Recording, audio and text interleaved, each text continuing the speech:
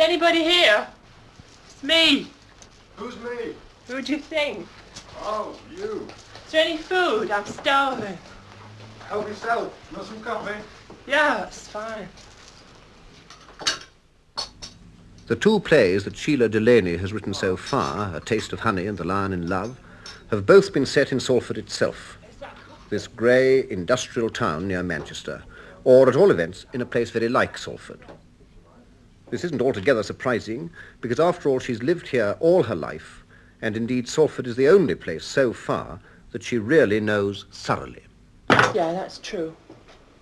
The only other place that I can ever maintain to know at all is London, but then I only know a very special part of London. I know theatrical London, but on the other hand it's a very special sort of theatrical London that I know, because most of my very short life in the theatre has been lived in Theatre Workshop, which is in the middle of the East End anyway, and most of the actors down there are quite different from a lot of the, the usual actors. They're a daft lot down in Theatre Workshop. They're a marvellous lot of people. Apart from living in London for a long time, I've been abroad.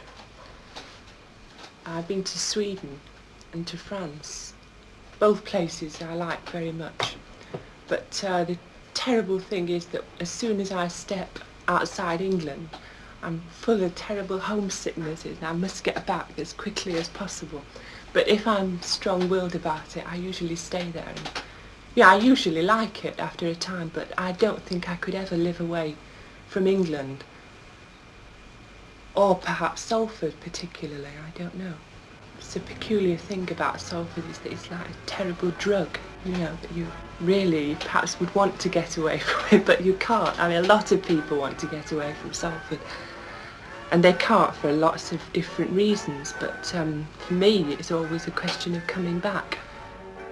I'm not even trying. For a writer, a place like Salford is worth its weight in gold. It's got everything that a writer could ever want. People who live here have a terrific vitality.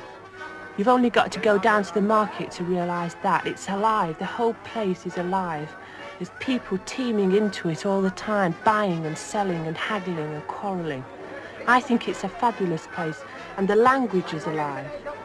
It's virile, it lives and it breathes, and you know exactly where it's coming from, right out of the earth. Satin centres, I'll put you a few of those in as well. Chocolate satin centres. Here, go on. Give me some paradise fruit with soft centres, and there's some paradise fruit. There's your fruity chews. Put your those in there. Number 4. And number 5, there's your super central salty caramels. Devon cream, rum and butter, egg and milk, molten milk, licorice and nugget. You've got the lot there. I'm going to put your nose in as well. How do you like that lot, eh? That's a good lot, isn't it? Hey, I'm going to mix them all up like Grandma used to mix the Christmas cookies. That's Mary and a clothes store. We always used to pass the market on our way to the pictures on a Saturday afternoon, and we'd buy 2 ounces of jelly babies or a toffee apple or whatever it was to take and suck at the pictures. And it's funny when you come to think that the people who are working on the markets now are the same people who were working on the markets then. He's been around for years and he always wears those earrings. This place is alive with kids. They're all over the place, wherever you go, sucking toffees and chewing gum and eating ice cream and chocolate and teeming like ants everywhere.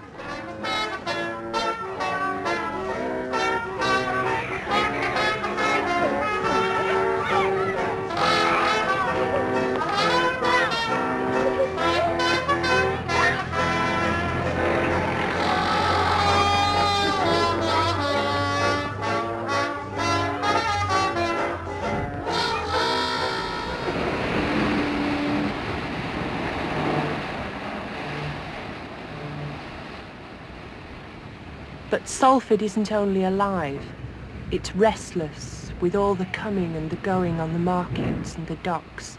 But at the same time, somehow or other, it seems to be dying.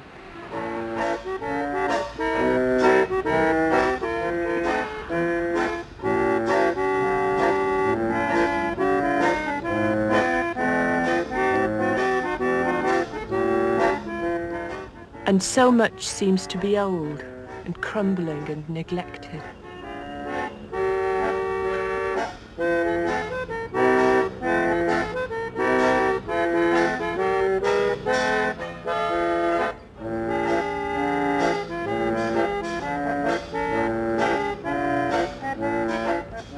It's a dirty place too, I suppose, but at the same time it's dramatic. Even he's dramatic in his own way. And down by the river it's even romantic, if you can stand the smell.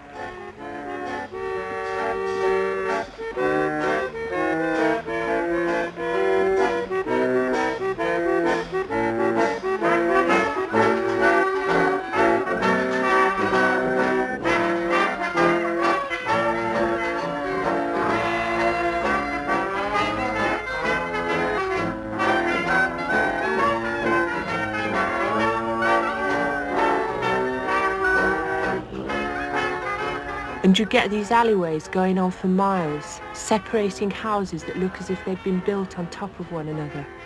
And because everyone is so close together, they seem to generate a terrific warmth. And down here you can almost feel the heart of the city beating.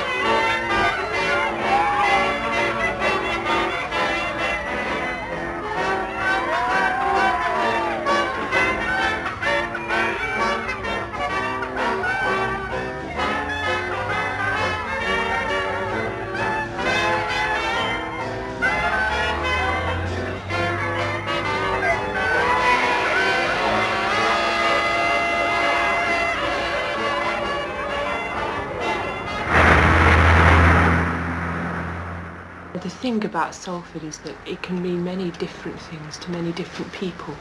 But to me, at the moment, it means one thing, and that's restlessness. So far as that's concerned, I've tried to write a play about it, but, you know, I mean, whether I've succeeded or not is beside the point. Everybody, to me, or young people in Salford, shall we say, that they are the most restless people, and some people not knowing where to go. And children, or not little children, but, you know, people of my age, a bit younger than me, who want to go somewhere and they know what they want to do and they're all like tethered, you know, they're horses. To me, that, you know, they're like I was, like a sort of horse on a tether, sort of jerking about, waiting for somebody to cut the tether, let me off, let me go. This is the thing about the whole place. People are moving from it. You know, they're tearing down whole parts of Salford and building them again. And they're tearing them down, and again, they're not putting the people back there. They're sending them away, far away, you know, to places where there's no city. And there's no, you know, to sort of sterile places. And it's a terrible thing to have to start off from scratch, more or less. In a new place, you know, something that is so new. Nobody knows anybody on it. And when they're building these places, they never think of putting anything in them like a theatre or something, you know. And to me, this is terrible. I mean, we had the same experience when we moved onto this housing estate. Nobody knows anybody, and it takes years and years before you can ever get the contact, the same contact that you have when you live in a little area down, you know, say down Trafford Road or something. There's no neighbourliness. It takes years to do this. And I think that it's this sort of thing that makes people restless. And it's the same sort of thing that happens educationally as well. It forces people into restlessness. The children grow up, and this is the difficult thing. This is the thing that happens, that they go to school, as I went to school. And You spend how many years at school? I don't know, but you spend a long time and you don't seem to get anywhere. You leave. I mean, I went to school. I went to about 5 different schools between the age of 5 and 9. Now, I didn't pass the 11 plus or anything. I went to a secondary school, secondary modern school, and I was there till I was 15, which was marvellous because that is the best education I ever had, was when I was at that school. And then when I was 15, I was, for some reason, I don't know whether it was because I was a bit more cheekier than the rest or a bit more conspicuous, but I was moved to a grammar school. And when I got there, I thought, oh, you know, crikey, I'll be very much behind the door as far as knowing things are concerned. I had a shock, actually, because I realised that so far as knowing anything is concerned, I knew a damn sight more than a lot of the girls there did. And this to me is the sad thing, because I knew that back at the secondary school that I'd been sent from, there were half the girls there and half the boys were just as capable of doing and you know, doing the same sort of thing as I was doing, knowing as much as I knew.